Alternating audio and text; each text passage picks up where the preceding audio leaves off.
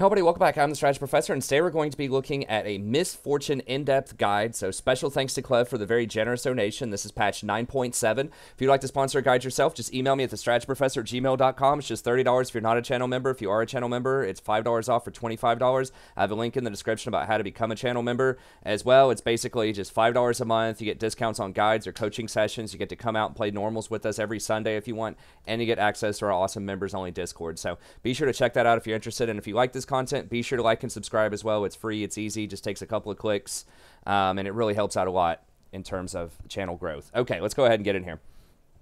And as always, you can find a link in the description to this Google Doc if you want to read along yourself, and also have timestamps so that you can jump around to your favorite parts. All right, let's start off with just looking at Misfortune's abilities here. Now, Misfortune is a champion who has changed a lot over time. So, you know, back in the day, she used to be a crit user, and then she became a lethality user for a very long time, and an abuser of Black Cleaver when that was really strong. And then she kind of has fallen by the wayside for quite a while, just after Black Cleaver got nerfed and lethality got nerfed. She still has a decent win rate most of the time. She's almost always at least at 50% because she has such a powerful ultimate that can really influence team fights. But people hadn't really discovered a build that was really, like, good on her, that felt good until very recently. And the build is basically this. I'm just using u.gg to look at this, but you pretty much just go press the attack, and then overheal Alacrity, and then Magical Footwear, Biscuits. And then you still max your Q, but now you get Blade the Ruined King and Ghostblade typically first and second, instead of going Black Cleaver second, which would be really common. You would usually go like Duskblade or Ghostblade first and then Cleaver second, where sometimes you would get Ghost and Dusk first and second and then Cleaver third. But the Blade the Ruined King has become the new hotness, so we're going to talk about why in the video. But let's go through her abilities real quick. So Love Tap is basically every time you change targets, you get bonus damage. So, and this includes turrets. So if you attack a minion, then you attack a champion, then it's going to do bonus damage to them based on level. So anywhere between, you know, 50 to 100%. So in the laning phase, it's probably going to be 60 or 70% most of the time. Now, if you use your Q to hit a minion, that's going to love tap the minion, and then that bounce will apply the love tap to the enemy as well, because you're tagging two things. You tag the minion, it checks that, does bonus damage, and then it checks the enemy after that, because love tap does apply on-hit effects, and this is an on-hit effect. Let's see, next basic attack against enemy, target a previous tag, blah, blah, blah, bonus physical damage. I believe. It doesn't say that it's on-hit, but I believe that's how it works. But anyway, switching targets can be useful. So when you're sieging towers, if you attack a minion, then attack the tower, then attack a minion, then attack a tower. If you're trying to clear out minions and you still want to do maximum damage to the tower, that can be a really good way to go. Okay, so that's just something that triggers sometimes. You know, just keep that in mind if you want to go up and hit the enemy. See if you can warm up by auto-attacking a minion first, and then go up and hit the enemy, and you'll do more damage. Okay, double up. Now, this is something that you really need to master during the laning phase, because this is primarily going to be, yeah, it says including love tap right there. So this is going to be your main form of harassment. And how you want to do this is you want to ideally wait until one of your minions is about to die, and then position yourself. I've got a little map here. Let's see. We can just pull up some of this real quick. I don't remember how to put dots on there, but okay. So I'd say the minion line's right here, and then you've got like your enemy right here. They're trying to last hit. You're over here. And as soon as like one of these minions is going to die on this minion line, then you want to attack the minion and have your Q kill the minion and then bounce over to the enemy. So that's really the mini game during the laning phase, is you want to try to get those bounces. And the radius is interesting. You have to play her a decent chunk to learn it, but it does have a weird radius. It's 500 and an angle of 160, so it can almost bounce, like, even if they were standing, like, if you hit a minion right here, even if they're standing like right here instead, it might still hit this minion and then bounce over here. So it has this really funky radius about it, about like that, to where it'll almost do like this trick shot kind of thing, or it can just kind of bounce around. So you got to get used to that, but that's your main way of harassing people, and it's very cheap. It's only 43 cost, and it's up every 7 seconds. So you just want to be looking for that constantly, just trying to always get that last hit with your double up and hit the enemy if you can. And it hits the target directly behind your target. So you want to try to make sure that there aren't minions between the enemy and the minion that you're going to kill. It does a lot of damage. I say that you want to make sure that you kill the enemy with it if you can with the Q, because that guarantees it's going to critically strike. So it does this amount of bonus damage, which is pretty respectable in the laning phase. 100% total AD, not bonus AD. Bounces off of that. You're not going to be getting a lot of AP, so that's not going to matter. It's still pretty good damage normally, but if that crits, that's pretty massive, right? So if you think that, maybe you have 80 AD early on, you're getting, 40 extra, that's 120. And then if you crit off of that, that's 240. That's going to chunk out like a third of someone's health or more off of an ability that's only going to cost you like 46 mana, which is insane. So that's why you constantly want to be looking for that. And if you do get an Infinity Edge, then it does scale off of the Infinity Edge as well for the 25% extra damage. So really, really nice. If you can just get double ups without killing the minion, if you see a good opportunity, yeah, you can still take those. But ideally, if you can do it when you're killing a minion, it's great. This does reset your auto attack as well, or you can use it in between your auto attack timer. So what's common is you'll go up, if you can't get a good minion bounce, or if there's an all-in, you can auto attack and then Q to get a double up for another shot right away, so that you get 2 shots out really quickly. So that's a good way to use this as well. Strut. Now, this is the thing that makes the Blade of the Ruined King a little bit more interesting, because it does act as a pretty good movement speed modifier and as a pretty good attack speed modifier. So it does passively give you a lot of extra bonus movement speed, 25 bonus movement speed if you haven't taken damage. And then it's increased even more after an additional 5 seconds. But if you use it as an active, then you do gain the full amount of the bonus attack speed immediately, or the bonus movement speed and the bonus attack speed immediately. So you can get up to 40% attack speed, and if you max this all the way out, it's 100% extra attack speed, and the big one is 100 movement speed. No one's running away from you. If you use Blade of the Ruined King to slow them down and speed you up, and then you activate your W, and you cast Make It Rain on somebody, they're not getting away. So that's one of the biggest things, is she can really hunt people down, especially if you get an advantage, and really leverage that advantage, right? She can really push people out of the lane and just make them really scared. Or if they don't respect you, she can just kill them outright. So I think this is kind of the new technology. A combination of nerfing things like Comet, which used to be really good on her, nerfing Aerie, which is something she used to get, just nerfing everything in the sorcery tree, basically, and then nerfing Black Cleaver has opened up the ability to take something like Press the Attack, which you can trigger really quickly with this fast attack speed. And don't forget, this will also trigger part of Press the Attack. So if you auto-attack Q and then auto-attack again, boom, there's Press the Attack. So she can trigger this pretty quickly, gain an advantage early, and then push them out of the lane. Also, this triggers lifesteal, so it triggers on-hit effects, so it will trigger Blade of the Ruined King. If you bounce it off as well, the blade damage will not crit. Just this normal damage will crit. But it still does extra damage, and it still heals as well. So that's another synergy with Blade of the Ruined King. And then whenever you change targets with Love Tap, it reduces Strut's cooldown by 2 seconds. So if you Q a minion, if it works the way that I believe that it works, if you Q a minion, it'll apply Love Tap to the minion, and then it'll bounce and hit another target and apply Love Tap to the new target as well. So that's going to bring it down to 8 seconds. So every time you Q, it's basically going to reduce the cooldown by 4 seconds. That means this is going to be up quite a lot. And don't forget that the cooldown starts right when you activate it. So it's active for 4 seconds, then you have 8 seconds where this is not up, and then you just throw a couple of Qs, and boom, it's ready to go again. So you can have this up for quite a long time. Make It Rain. So this is something that you're only going to get 1 point in these days. This used to be very popular back in the day to get a lot of points in this because it did pretty good damage. Overall, it still does okay damage, but the problem is it costs 80 mana level 1. You're not getting any mana items. It has a really long cooldown.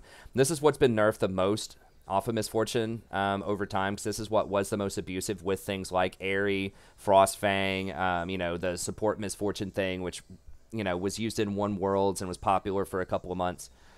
But this has kind of been nerfed in the dirt, so we really don't want to get this maxed out. It's nice to get 1 point in it just to slow people down so you can catch up to them. It's really good for ganks too. And it's got 1,000 range. It allows your support to hit skill shots too. So if you have like a Leona on your team, you can slow them down with Make It Rain, and that virtually guarantees they're going to hit their ult, or she's going to hit her E, or Thresh is going to hit his hook, or whatever. So it's a pretty good combination if you have a lot of CC on your team. It can let Zoe land her bubbles really easily. So it's a good skill with a lot of utility to it. You just don't need to level it up to get a lot of the power out of it. Then, of course, her ultimate, a lot of people recognize why this is powerful. It just does a ton of damage, right? Even at level 1, the minimum damage is 900 if they sit in the whole thing. So, a good combination there is use Make It Rain and then cast your ult. And usually if they don't flash, they're going to die. So very powerful, has 1400 effect radius. Now this can crit. It does 20% extra damage and then 5% if you have Infinity Edge. So each wave can critically strike, but it doesn't have to. So this is why sometimes you'll see people go critical strike on Misfortune. It's not amazing. It's okay. It's got a really reduced cost. This also does just a ton of flat out damage here. It's a percentage of AD, not even flat damage. So if you have like 200 AD, then it's even more. It's basically one-shotting a lot of people. Now, lethality will make this do more damage because this is physical damage, of course. And then press the attack. If you have press the attack triggered on him and then you ult, then this is going to do an additional 12% damage, which starts to get pretty crazy. So a common all-in tactic might be, you come out of a bush or something, you auto-attack, double up, to get another attack on them, auto-attack them one more time with your strut active, and then press Make It Rain and ult, and they're probably dead if they don't run away.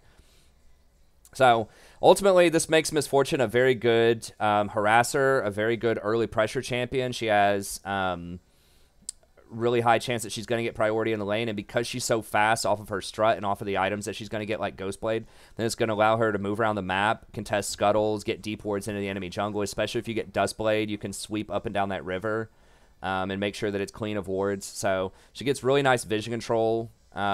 She can even rotate over to mid lane and just, drop a Make It Rain and a bullet time on somebody in a fight.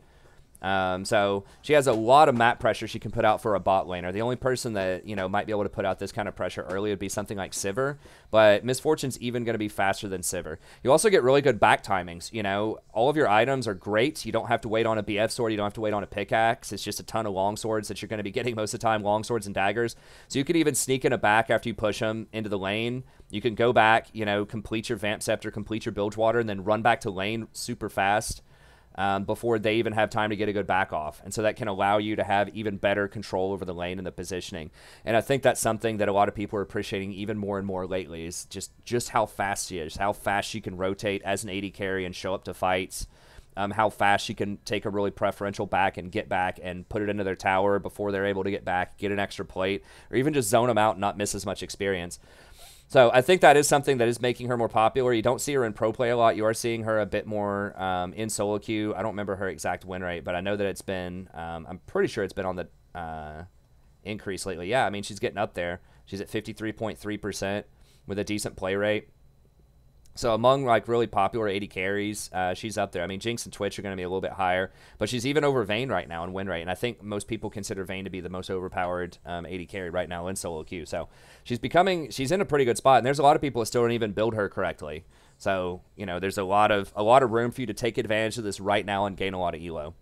She's particularly good in lower brackets like silver and lower because people just don't respect how much damage you do early, and a lot of people will just clump up and sort of mindlessly ARAM in the middle, in the mid game, and that's where your ultimate can really shine. So I think that you can leverage people that aren't going to be expecting that damage and that aren't going to respect your teamfight presence as well.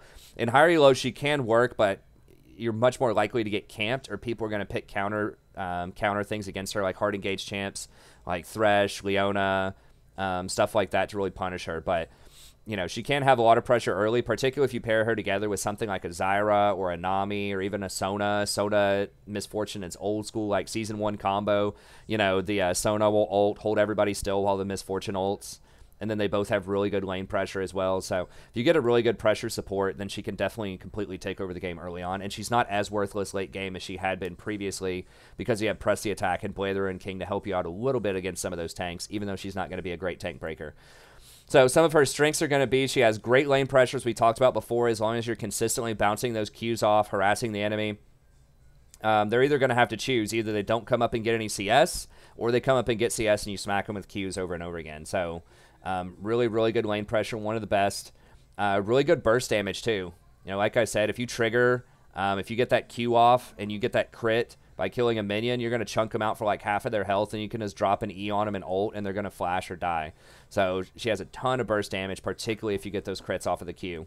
Really good team fight pressure. I mean, she's one of the best team fighting AD carries out there. If you have a wombo combo team, something with a lot of CC that can hold people still, like a Mumu, who's getting buffed next patch, so people might start playing him a bit more. Just things like a Mumu, Ornn, Sejuani, Kennen, Leona, Zyra, just all kinds of champs that could have a lot of CC lockdown in team fights that want to do 5v5 team fighting. She's very, very good at that. You just press R, delete the enemy team. And then she's very fast, like I mentioned before. That's really kind of her claim to fame, I think, is early game harassment, her ultimate, but also just the fact that she's so fast. She runs around so quickly, especially once you get that Ghost Blade. Means you're going to be a higher level most of the time because you're going to get back to lane, you're going to get that experience, you're going to have more CS overall because you're not going to miss as much. You're going to be there when people are trying to... roam. When your support's trying to roam, you can actually follow your support even though you don't have Moby Boots and your Alistar might. You can actually keep up with the Alistar and show up mid lane and get an even higher percentage chance that you're going to get some good plays off. So I think that's something that's really underrated that makes her really strong. Weaknesses, so she has very limited escape. She is fast in the open field, but she can get slowed down. You do get strut for the full 4 seconds when you press W.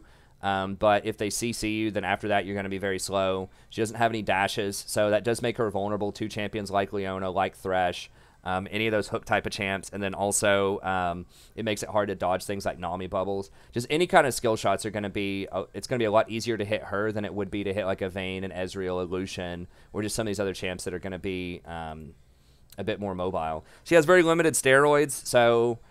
she does have that attack speed boost off her W, which is really nice, but it's not going to be the same thing as a Vayne with Silver Bolts and Ginsus sitting there trading hits on you. It's not going to be the same thing as, a super fed Kaisa, activating her passive with Ginsus. So a lot of the Ginsu's users are Kog'Maw. Ginsu users are going to outscale you. Things like Twitch are probably going to outscale you because he has so many modifiers, from the extra AD on his ult to his poison damage to his extra attack speed off of his Q. A lot of champions are going to beat you one-on-one later on. If it's an even fight, if you're not leveraging your advantage and getting a huge lead early, then they will be able to 1v1 you later. So, she really just wants to push waves and then harass people under tower and then set up for those team fights. She doesn't want to look for 1v1 skirmishes in side lanes against other AD carries or really anybody, unless she's very far ahead. So keep that in mind as well. Don't try to 1v1 the Vayne if you both have 2 items later on in the game. That'll probably be a disaster. She requires an early lead. Like I just mentioned before, you need to get ahead. I think she's like a better version of Caitlyn in that she applies a lot of pressure early, but she does have way more teamfight presence than Caitlyn, and her mobility allows you to have better opportunities to get ahead by getting vision, contesting those scuttles, getting early dragons, doing something with that lane pressure that you're creating, versus Caitlyn is super slow most of the time. You have good siege, but you have terrible team fighting, and you just don't have a good mid game at all. Whereas Miss Fortune has one of the best mid games because the base damage on her ultimate is so high that you're just waiting for someone to come up and try to team fight your team when you're going for Dragon or when you're going for Rift Herald, right? She's going to beat pretty much every other AD carry on single item in a 5v5 team fight. Assuming that you're positioning well and getting your ult off in good places. But she does have difficulty breaking tanks, as we mentioned before. She doesn't have any percentage health modifiers. The press the attack and Blatherin King does help with that some, and she can be pretty quick. She can kite people out pretty decently when you get your strut leveled up a little bit. And if you're properly cycling through your love taps to get the cooldown on your strut down a little bit lower, then you can use your E to kite as well. So she does have some opportunities, but it's going to take you a long time to crack through that Malachi or that Sejuani or some of those other types of champs. So she'd much rather have 5v5 team fights, particularly against squishies, whenever possible. So it can take a while to crack through some of those mega tanks. So be careful if they have a huge front line of like 3 mega tanks, and those tanks are going to be protecting something like a Vayne on the back line, then that could be a problem. But overall, she's going to be pretty strong. Now, that's historically where something like Black Cleaver would come in. So you can still get Black Cleaver on her as like a 3rd or a 4th item. It's not like it's impossible to get that. But every single wave of your ult does apply Black Cleaver, so you can instantly shred an entire team for 30% of their armor. So that is very, very nice. And historically, that's why people would play her. But the thing is, Black Cleaver, like the itemization can be a little awkward because you're getting a lot of ruby crystals there. You're investing a lot of your gold in health instead of damage early, which slows down your progression. Because you really, like I said, want to get ahead early and leverage that advantage to start taking over the map. And if you're spending, 1,500 gold on health, then that's really going to slow you down. It's going to give you survivability, but it's not going to give you the damage that you need to really take those towers faster, to take those dragons faster, and to clean up those team fights faster. So it could be a pretty good item later on, but most people are moving away from that in favor of the Blade of the Ruined King early, just because that's one of the best single item power spikes in the game, and it allows you to double down on your early pressure. Okay. So recommended runes, people these days are taking press the attack. Remember, you want to auto attack Q and then auto attack again, and you trigger it really quickly that way. Overheal, because you're going Blade of the Ruined King early, then overheal is going to allow you to get up a nice little shield, which is going to help just in case they do try to all-in you. You could also take Triumph if you think your team's going to be team fighting a lot more and you want those resets. Alacrity for the extra move or for the extra attack speeds, really good. Great combo with Press the Attack and Blade the Ruined King. And then Coup de Grace, of course, is just the most overpowered rune in the tree. You kind of have to get that one. And then the thing that people have been doing lately is footwear and biscuits. Now, this is really good for a couple of reasons. Number one, you don't need boots as early because you already have strut, so you're not going to be hurting as much as other AD carries if you have to wait for, 9.5 minutes for those boots. But then secondly, biscuits are really nice because you no longer have to go mana flow ban. You can get those biscuits early, and that's going to help you with your mana problems when you're spamming those Qs in the first few levels before your mana pool is very high. So, and that also, of course, gives you more health as well, so you can take more active trades. So a lot of AD carries are going footwear and biscuits early just because that's kind of become the best thing after they've nerfed sorcery so many times, particularly absolute focus. A lot of people aren't getting that anymore. And so she's one of the best users of footwear and biscuits because she can leverage that mana so well for harassment early and because she doesn't need the boots until later on in the game anyways because her strut already gives her a lot of movement speed. So is where those other AD carries are going to be super slow trying to run back to lane with no boots. You're going to get there super fast with strut. It's going to give you more experience. It's going to allow you to get more CS and to position the lane the way that you want to position it before they get there. You might even have time. I mean, if you get a really good back, you might even have time to run middle and just drop an E and an ult and see if you can get a flash or something on the mid laner if they're immobile, if there's something like a Cassidon or a Diana or something like that. So very, very good runes on her, and this has been kind of the new hotness. So don't do, people were playing around with Dark Harvest at some point. People were playing around with Comet or Airy at some point. Don't do that anymore. A lot of those runes have been nerfed. This is the new build. This is what you want to be going. And then finally, recommended items. Blade the Ruined King is what you want first. It sounds really goofy because it has no synergy with your ult and it has decent synergy with your Q. But that's something that, last year I would have been pulling my hair out if I saw an AD carry getting that item. But because you're getting Press the Attack, it's going to make your Blade the Ruined King procs do 12% more damage, and your blade does trigger off of your Q. And one of the main reasons is because it allows you to control the speed of the fight even more. It gives you more kiting with the King active. It allows you to slow people down so that they'll stand in your ult even longer off of Blade the Ruined King. It also has that lifesteal early and the Bilgewater active, which allows you to really just put your foot on their throat and just keep driving into the lane. Just Blade the Ruined King just has the best build path of all items right now. It's just all daggers, all long swords, very powerful actives. That's why so many champions want to rush Blade the Ruined King because, it's so modular. If you have to take a bad back or you get an opportunity to take a good back and get something like a couple of long swords or get something like a couple of daggers, that's so powerful versus the other person who has to go back early and they don't have enough for a BF sword, so they have to get like a pickaxe or a crit cloak. That feels terrible for a lot of the crit users. So that's why Blade the Ruined King has become so popular on a lot of champions and partially why a lot of people have been taking it on Misfortune lately. Then you want to go Ghostblade. This is historically always a really good item on Misfortune. It allows you to double down on the movement speeds. You can rotate even faster around the map. It gives you a bit more escape potential just in case you do get ganked. If you pop your strut plus your Blade the Ruined King, you're getting out of there at warp speed. So that's really strong. But then also the lethality is very good. It means your Blade the Ruined King procs are going to be doing more damage. Of course, your abilities are going to be doing more damage. Your Press the Attack triggers are going to be doing more damage. Lethality just has awesome synergy with Blade the Ruined King and with PTA. All of those work so well together. Then after that, these are the two that almost everybody's going to get. After that, it's kind of optional. Dustblade does give you more vision control, especially because you're so fast. It's like you get an extra sweeper. You can run up and down that river, keep it clear. That'll free up your support to use their sweeps on some of the side lane bushes or even to get into there, if you get ahead early, to get into their jungle and use your sweeps in there.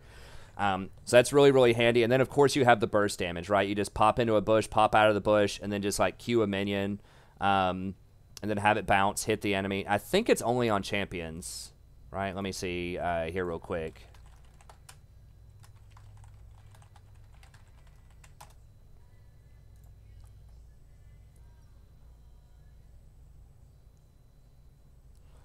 Okay, it's not on champions. Your next basic attack. Oh, against enemy champions. Okay, boom, boom, boom. Yes, perfect.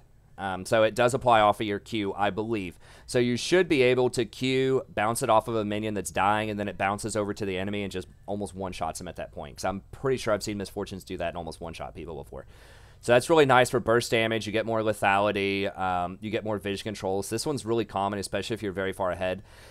Edge of Night is another one that's becoming a lot more common, though, because it gives you protection. You can charge it up. And it's going to make you immune to CC. As you can see, a lot of people are getting the triple purple item here. They did buff this a few patches ago, which kind of went under the radar. A lot of people haven't been building that because lethality champions, people who go pretty deep into lethality, really aren't as common as they were, you know, maybe 4 or 5 months ago. But this is nice. Gives you a little bit of health, which is okay. Doesn't give you any CDR. This is really nice because it gives you CDR as well. Dustblade also gives you CDRs. That's another reason to consider Dustblade as an additional item that you might like. So Dustblade has the CDR. They both have 51 damage, or they both have 55 attack damage. This has 21 lethality. This only has 18 lethality, so a little bit less. But you do get that protection for 7 seconds. I think it used to be 5. They buffed it up 2 seconds to 7 seconds, and it's on a 40-second cooldown.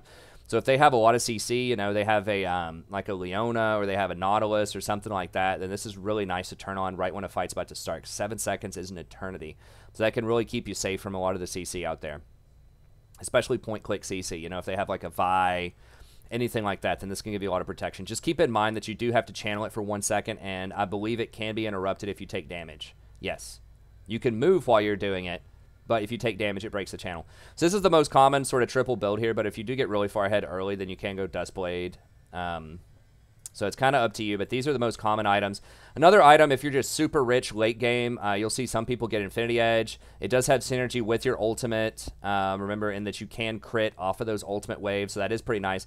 But the problem is a lot of your early builds don't give you any extra crit. Blatherin King has 0 synergy with Infinity Edge. Lethality is decent because it's going to make your crits do more damage, so that kind of has some synergy, but not quite the same as stacking a bunch of crit beforehand.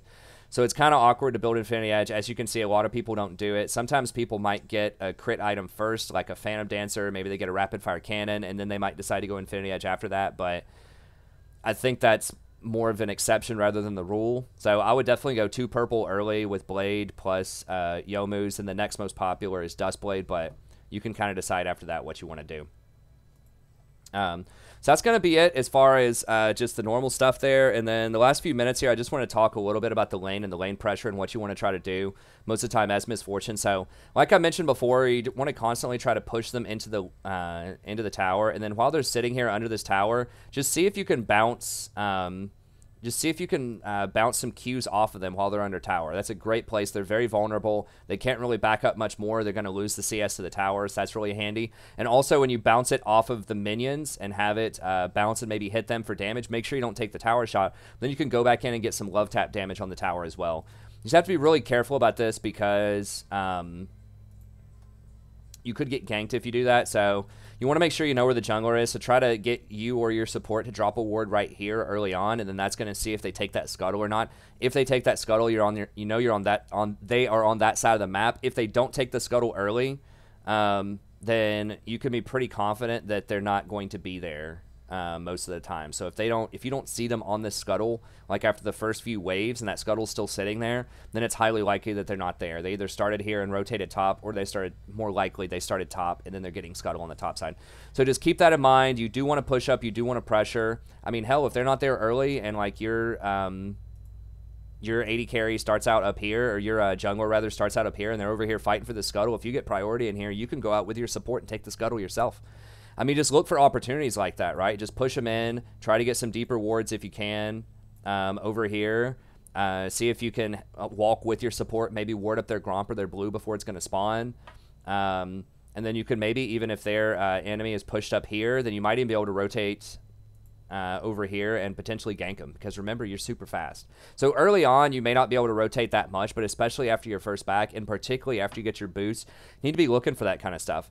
But yeah, don't just sit there and just auto-attack and just leave the lane even, right? You want to be pushing in, you want to be harassing, trying to grab those plates, and then going out, getting some deep vision, help your junglers scout out where they are, and allow you to apply more pressure, because you can't apply pressure if you don't know where the enemy jungler is. So just keep that in mind. And then in the mid game, especially once you complete your first item, you get your Blatherin King, tell your team, like, try to go get some of these dragons, particularly if your mid lane's winning, or if your jungler has an advantage early, or if you see their jungler top, like let's say you see their jungler top here, you see your junglers like over here getting scuttle, or whatever. Hey, thanks for the sub. I appreciate it, Frisky Badger.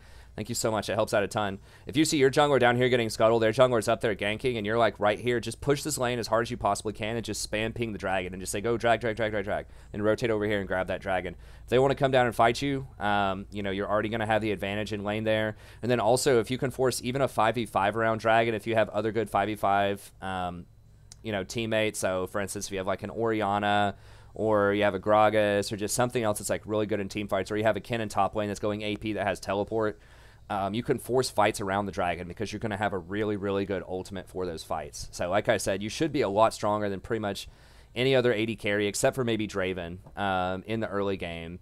And particularly in 5v5 team fights, you're going to be really strong. So try to leverage that. You know, look for opportunities to make those roams, try to grab those early dragons, contest the scuttles, keep track of the jungle timers if you can. Get in there, see if you can go up and fight for the blue buff if your jungler's on that side. But, you know, be a director. Tell your team, hey, let's use this pressure. Hey, jungler, come down, help us out. We're going to do this. We're going to do that. You know, conversely, you could even, if you have pressure up here, people forget about this, but your jungler could even slip in through here if you have a control ward right here. Your jungler could slip in, and then once the lane resets, they could come out, and you could get a gank that way.